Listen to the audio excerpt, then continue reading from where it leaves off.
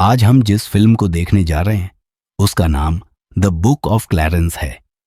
यह एक adventure history movie है। इस फिल्म की शॉर्ट स्टोरी को ही अब हम देखने जा रहे हैं। ठीक है, चलिए सीधा कहानी में चलते हैं।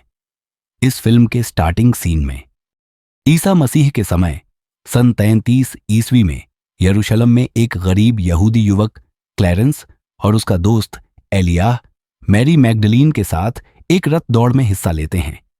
जीत की उम्मीद में उन्होंने पैसा भी दांव पर लगाया होता है, लेकिन रास्ते में बंजारे तीर चला देते हैं और एक कीचड़ में सना भिखारी बेंजामिन उनके रथ के सामने आ जाता है। नतीजा, रेस हार जाते हैं और पैसा भी चला जाता है। क्लैरेंस पर एक खतरनाक साहूकार जेडेडायाह द टेरिबल का कर्ज है, लेकिन उसे जेडेडायाह की बहन वारिनिया से प्यार हो जाता है। उधर रोमी सैनिक उन्हें एक चोरी के झूठे इल्जाम में पकड़ लेते हैं, सिर्फ इसलिए क्योंकि वे यहूदी हैं। क्लैरेंस, जो अक्सर गांजा पीता है और रोमी सैनिकों की शराब चुराता है, एक दिन अफीम के नशे में होता है। वहां हवा में तैरते दूसरे नशेड़ियों के बीच उसे अपने सिर के ऊपर एक रोशनी दिखती है और तभी उसके दिमाग में एक विचार आता है, क्यों न खुद को एक मसीहा बताकर प्रसिद्धि और पैसा कमाया जाए। वह यूहन्ना के पास बपतिस्मा लेने जाता है, लेकिन यूहन्ना उसे पाखंडी कहकर थप्पड़ मार देता है। फिर वह ईसा के 12 प्रेरितों से कहता है कि वह 13वां प्रेरित बनना चाहता है।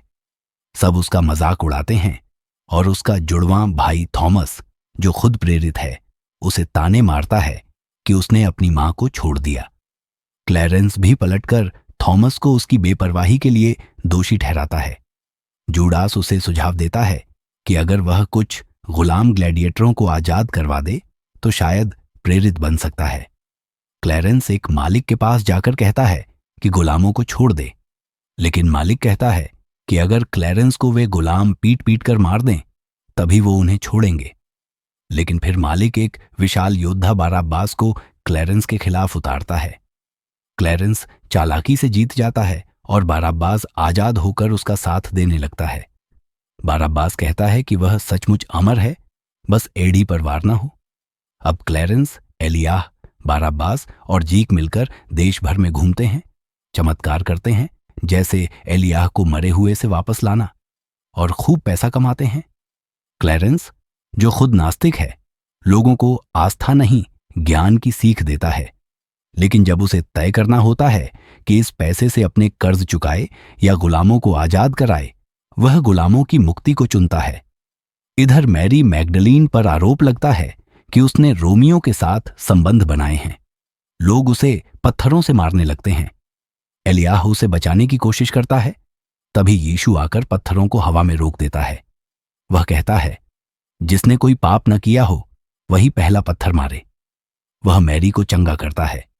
एलियाह अब सच्चा विश्वास करने लगता है। उधर वारिनिया पार्टी में जाती है और बाहर जेडेडायाह उसका इंतजार कर रहा होता है। वह क्लैरेंस से उसका कर्ज मांगता है।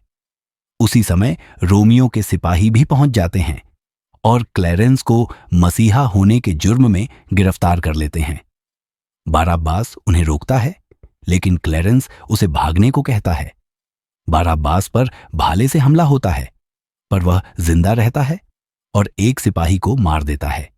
जेडेडायाह यह सब देखकर क्लैरेंस को माफ कर देता है, मगर रोमियो के लिए यह काफी नहीं। वे उसे गिरफ्तार कर ले जाते हैं। क्लैरेंस को पीलातुस के सामने लाया जाता है। वह कबूल करता है कि वह कोई मसीहा नहीं, बस एक धोखेबाज है। पीलातुस कहता है, अगर तुम पानी पर चलकर दिखा दो तो तुम्हें माफ कर दिया जाएगा। क्लैरेंस खुद हैरान होता है जब वह सच में पानी पर चलने लगता है, लेकिन पीलातुस फिर भी कहता है कि उसे सूली पर चढ़ाया जाएगा। जेल में वारिनिया उससे मिलने आती है और उसे चूमती है। उसका भाई थॉमस भी अब उससे सुलह कर लेता है। पीलातुस यीशु के विचारों का मजाक उड़ाता है और क्लैरेंस से कहता है कि अगर वह यीशु का ठिकाना बता दे तो छोड़ देगा, लेकिन क्लैरेंस मना कर देता है। उधर यीशु बेंजामिन को धन और चमत्कार देता है। अब वह सिक्कों को बढ़ा सकता है। बेंजामिन, जो पहले गंदा और उपेक्षित था, अब साफ सुथरा एक सुंदर गोरे इंसान जैसा दिखता है। एकदम पारंपरिक ईसा की तरह। लोग उसे नया मसीहा मानने लगते हैं। जब क्लैरेंस को सूली पर चढ़ाया जा रहा होता है तो अमीना, एलियाह और बाराब्बास दूर खड़े देखते हैं। एक छोटा सा बंजारा बच्चा जो पहले क्लैरेंस को पसंद नहीं करता था, अब उसका क्रॉस उठाने में मदद करता है। बेंजामिन को भी सूली पर चढ़ा दिया जाता है। वह शिकायत करता है कि एक दर्शक उसकी तस्वीर बना रहा है जो उसे एक पारंपरिक ईसा जैसा दिखा रहा है।